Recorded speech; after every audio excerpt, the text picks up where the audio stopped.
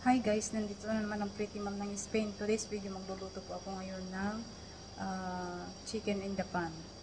Ito po yung mga ingredients. Meron tayong spring onion, lemongrass, garlic, at saka yung chicken, salt, soy sauce, 4 tablespoon, at saka yung ating oyster sauce, 2 tablespoon. Meron din tayong paminta at saka yung ating chicken raw cubes. Tara guys. Yan, maglagay lang ako guys ng konting salt. Then yung paminta.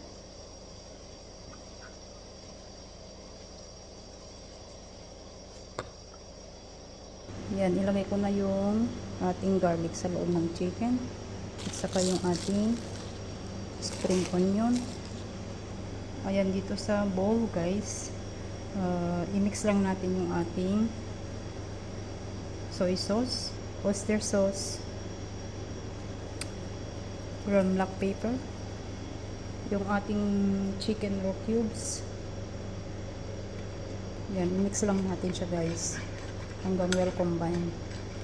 Then saka ko ilagay yung chicken, i-rub lang natin siya guys hanggang well ma-cook lahat. Ayan. Ayan, dito sa pan guys, maglagay ako ng cooking oil. Saka ko ilagay yung chicken.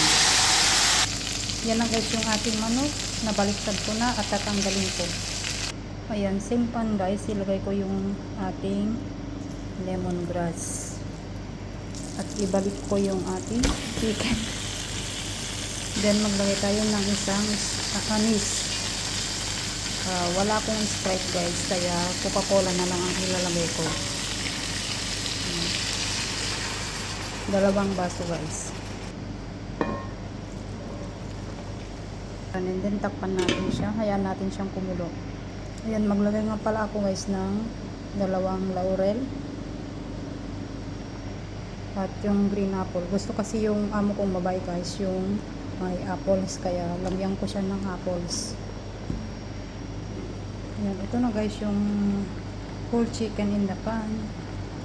Sana po nagustuhan ninyo yung aking video, and please don't forget to subscribe. Bye bye, God bless to all.